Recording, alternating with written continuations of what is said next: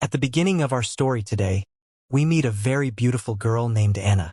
She's on the phone with her mother while doing her early morning workout. The weather is still calm and peaceful as she heads to the gym to run and let fresh air fill her body. She's really enjoying the quiet time while everyone else is still asleep and there's no noise around. Her mother insists very firmly that she must get married as soon as possible before she misses the marriage train. But Anna doesn't want to get married at all. She believes this period is the most important time of her life, and she's fully focused on her career. We learn that she is a high-ranking manager at a huge, well-known real estate company. Her position is no joke. Not only is she very successful and outperforms all her colleagues, but she's also extremely obsessed with order. Everything must be perfect to the millisecond. This makes her very difficult to deal with, and the employees who work with her are noticeably afraid of her. She doesn't even remember the name of her new assistant because her assistants change so often that she stopped bothering to learn their names. They're temporary to her. At the same time, Anna is working on a big project with a foreign investor named Mitch. He wants to build a massive, world-class resort and is looking for a large, expansive piece of land to develop it on. Anna sends him pictures of various potential locations, but he doesn't like any of them. In the next scene, we meet the company's CEO, Anna, who oversees the entire operation. When she finds out what Mitch said, she tells Anna that this project must be taken more seriously. Mitch is a major businessman, and working with him could open many doors and lead to massive profits. Anna then speaks to her assistant, Sona, and tells her to remove all previously rejected locations from the project file. Then we meet Budun, Anna's boyfriend, who is a huge social media influencer with a massive fan base that watches his live streams and loves interacting with him. He visits Anna that day, and we learn that the next day will be their anniversary. He surprises her with a nice hotel booking to spend some time together, and even books a private yoga class to help her relax from work stress. Anna agrees to go on the trip but says she'll join him the next day since she has a lot of work to finish. She asks Sona to book a train ticket to the destination Budun mentioned and arrange a taxi to take her to the hotel. She emphasizes that it all needs to be done quickly. But that night, Sona has a bachelorette party planned with her friends and is super excited. She asks Anna for permission to leave work early to make it on time. Sona gets a call from her friends. They tell her they've been waiting too long and can't wait any longer. Sona gets extremely frustrated and feels crushed. She believes Anna always ruins her happy moments and breaks her spirit. Out of anger, Sona decides to take revenge on Anna for ruining her party and embarrassing her in front of her friends. Meanwhile, Marika, Nazar's aunt, suddenly shows up at his cabin. She had no idea that Nazar had returned from the army. He'd been away from the village for 2 full years. She thought he was still gone and had listed the cabin for rent online. When she sees him, she's shocked and tells him that the cabin could make him good money if he rents it out. She also tells him there are people interested in staying in places like that, people like Anna. Anna tries everything to convince Nazar to let her stay one more night in the cabin. She promises him clearly that she'll leave early the next morning to the hotel she had originally planned to stay at. The next morning, Anna quietly leaves the cabin just as she promised, carrying her bag. At the same time, we see an old man named Hydra, a local from the village, visiting Nazar. He's surprised to see Nazar back from the army and hugs him warmly, asking about everything that happened during his absence. Later, Marika returns to Nazar's house and tries to convince him to let Anna stay in the cabin until the roads clear up. She says that if he kicks her out now, they'll have to refund her money, which could lead to problems with future renters. But Anna intervenes and tells Marika that she doesn't want her money back and there's no need for all that. She just asks for help finding the way to Oleg's house so he can take her to the train station. Anna walks a long distance through dirt roads, forests, and mountains until she finally reaches Oleg's house.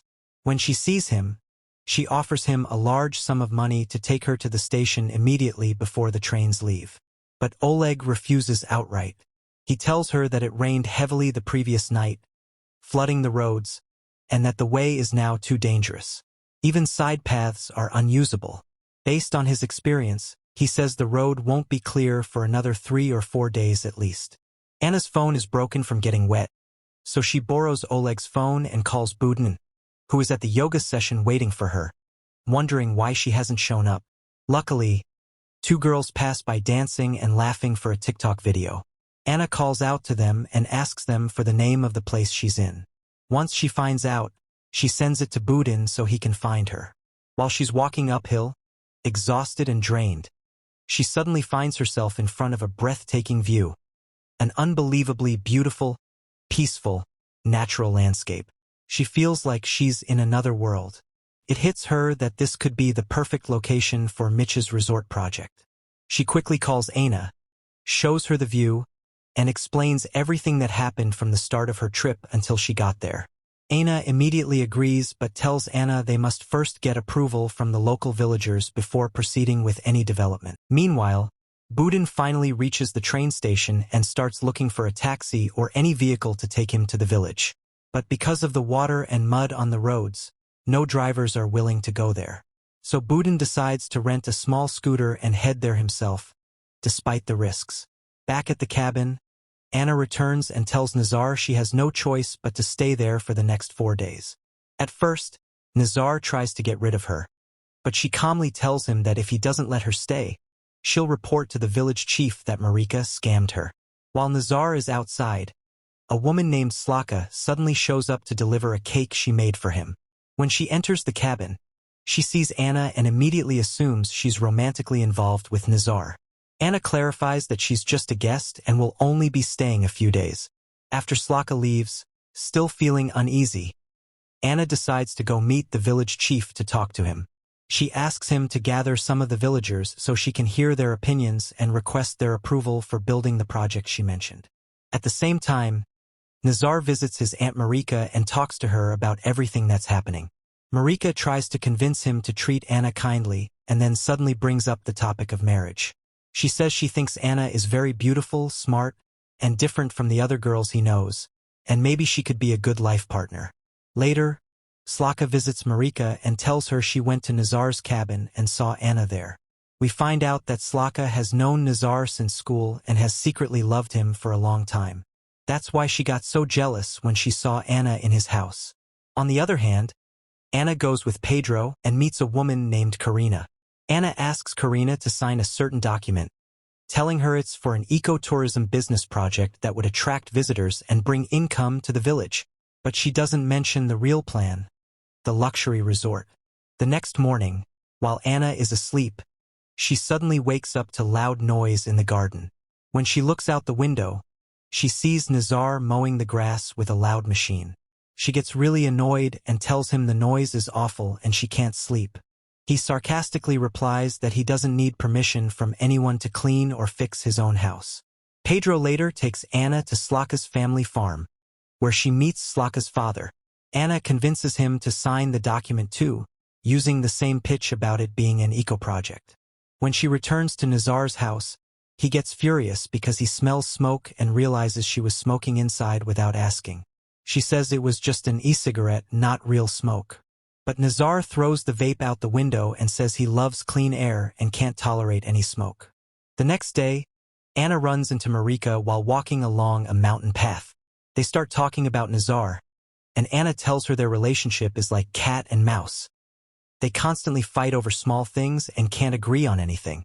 Marika then tells her about Nazar's past. When he was 10 years old, his parents died in a horrible car crash caused by a drunk driver. Since then, Marika raised him alone. Luckily, Nazar grew up to be a respectful, well-mannered young man who always helps the villagers when they need him. When Anna returns from the grocery store with a few items, she's shocked to find Slaka inside the cabin, rummaging through her bags and stuff. Anna is furious, but what shocks her even more is Slaka's arrogance. She doesn't apologize.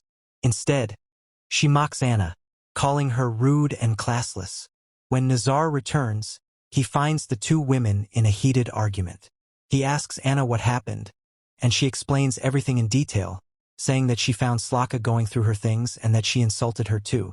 Nazar loses his temper from all the constant drama and decides to refund Anna's rent. He tells her she must leave his house immediately. His reaction breaks Anna's heart. She expected him to defend her or take her side, but instead, he humiliated her and sided with Slaka. She feels deeply hurt and defeated. That night, Marika visits with a plate of warm food she made especially for Anna. But Nazar tells her Anna already left, and there's no trace of her. Marika is shocked that he kicked her out and let her walk alone in the forest at night. Anna is indeed walking through the dark forest, unable to see anything. She feels completely lost. Suddenly, she hears a wolf howl nearby and freezes in terror, thinking this is the end. She prepares herself for death, alone in the woods. But just then, Nazar appears, having followed her path. He's deeply worried about her. Seeing that she's hungry and tired, he suggests they camp in the forest for a bit and eat the food Marika brought. As they sit by the fire, Anna asks how he found her in such a huge forest. He explains that he knows the village inside out and followed the trail of things she had dropped along the way. Anna, feeling guilty, apologizes sincerely. She admits she was overly stressed and lost her temper, and didn't mean to insult or hurt him. Nazar also apologizes, saying he was wrong to treat her so harshly and regrets not defending her during the fight with Slaka, especially since he knew Anna was right. Once they've cleared the air, Anna opens up about her life. She tells him she doesn't know how to enjoy vacations like normal people. She's always working, and even as a child, she dreamed of being a successful woman with a beautiful home, fancy car, and designer clothes. She achieved all that, but realized what she truly needed was peace of mind and simple joys. Now that she finally took a vacation, everything went wrong. Her assistant ruined her plans, and everything turned into a disaster. Nazar smiles and tells her to try to enjoy her time in the village instead of wasting it worrying. Noticing how exhausted she looks, he asks her to go inside and rest. The next morning, Nazar takes Anna on a tour of the village, and they start growing closer. He shows her an old cottage that used to be his family's cheese factory. He shares how generations of his family made cheese there, and how he worked there with his father and grandfather. Luckily, he still remembers the secret recipe and dreams of reopening the factory someday. He then takes her to a traditional village festival that's been celebrated for centuries. Everyone participates with joy and energy. When Slaka sees Anna and Nazar laughing together, she gets furious and filled with jealousy, feeling they've grown too close. In the middle of the celebration, Nazar tries to open up to Anna, but Slaka interrupts and takes Anna to participate in an old ritual for girls who wish for love and marriage. After the festival, Nazar wants to talk to Anna again. But this time, Anna suddenly shows up with her team. She starts explaining all the project details in front of the villagers. Nazar is stunned. As he listens to her, his expression changes. He realizes something is very wrong. Suddenly, he finds out the project wasn't just about attracting tourists as Anna claimed. It was actually a giant luxury resort that would completely change the village. Nazar is devastated. As Anna explains more, Nazar remembers seeing Anna and Pedro walking around the village collecting signatures. He realizes she deceived the villagers about the real nature of the project. He feels betrayed. At that moment, Budin also arrives and tells everyone about his heroic efforts to get to the village. He came to propose to Anna. Hearing this crushes Nazar even more.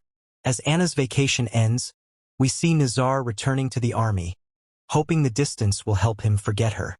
Meanwhile, Anna throws herself deeper into the project and manages to convince Mitch to drop the luxury resort idea. Months later, Nazar returns to the village and is shocked to find Anna still there, this time working on reopening his family's cheese factory. She tells him she came back to fix her mistake and hopes to give something good back to the village. She also tells him she convinced Mitch to invest in the cheese factory and a sustainable tourism plan instead of the resort. Finally, she admits she and Budin broke up. Hearing that, Nazar can no longer hold back his feelings. He tells her to stay with him and confesses that he hasn't stopped thinking about her, and that he loves her very, very much.